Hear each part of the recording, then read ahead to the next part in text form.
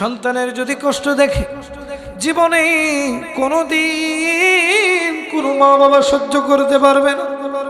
এই যে আমরা এখানে এসেছি প্রিয় ভাই আমার, একটু চোখটা বন্ধ করে তাকায় দেখেন না, কার জানি মা নাই, কার জানি বাবা নাই।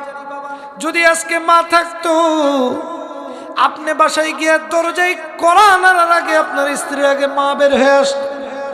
মা বের হয়ে আসা ডাক দিয়ে বলতো, বাবা তুমি যতক্ষণ বাইরে ছিলে বাবা, আমার কেন যেন ঘুম নাই, আমার কেন যেন বুকটা পোড়ায়, আমার শুধু মনে হয় আমার বাবাটা কখন আসবে, আমি তখন নিদ্রাচ্ছন্ন হব।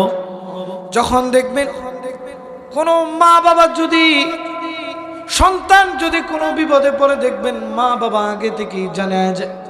প্রিয় ভাই আমার, একটু লক্ষ্য করেন, কার জানি মা নাই, কার জানি মা বৃদ্ধাশ্রমে আছে, কার জানি মা কবরে শুয়ে আছে, আমাদের জানা নাই। কোন দিন জানি আমাদের কবরে আযাব শুরু হয়ে যাবে, কোন দিন জানি আমার আপনার নামটা মসজিদের মাইকে এলান হয়ে যাবে। রে বাবা, আমার আপনার কোনো খোঁজ নাই, খোঁজ নাই। আমি আপনি কোনো সময়ে চিন্তা করি না, কবরে আযাবের চিন্তা করি না, কোন দিন জানি মৃত্যু হয়ে যাবে।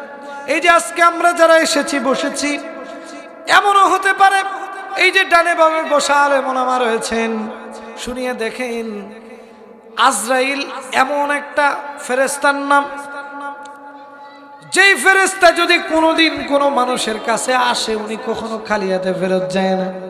একটু চোখটা বন্ধ করেন, দিলের কানটা লাগায় শোনেন, কোন দিন জানি আপনার নামটা এই যে মসজিদের উদ্যোগে যেহেতু মাহফিল মসজিদের মাইকে এলান হয়ে যাবে, কাফুরা গ্রামের সর্বোচ্চ টাকাওয়ালা মানুষরা আজকে দুনিয়া থেকে বিদায় নিয়ে চলে গেছে। দেখবেন দৌড়াদৌড়ি শুরু হয়ে গেছে।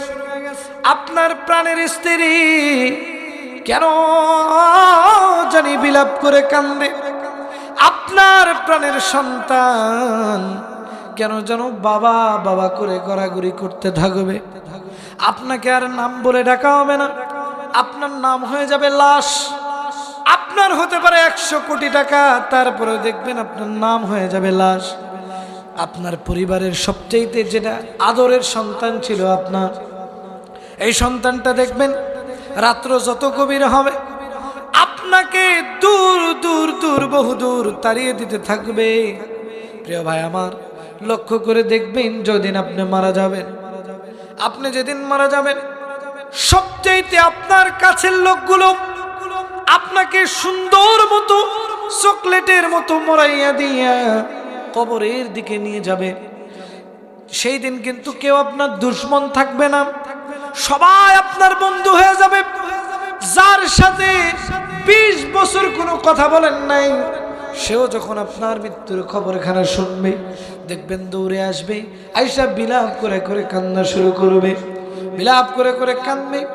আপনাকে কবরের দিকে নিয়ে যাওয়া হবে, আপনার রূহখানা আরশে মুআল্লায় চলে যাবে, আপনার বডিখানাকে কবরের মধ্যে রাখার জন্য প্রস্তুতি গ্রহণ করা হবে।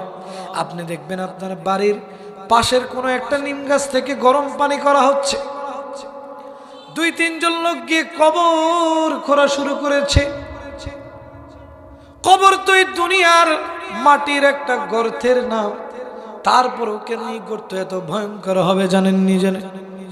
আমার নবীজি বলেছেন কবরের আযাব এত কঠিন হবে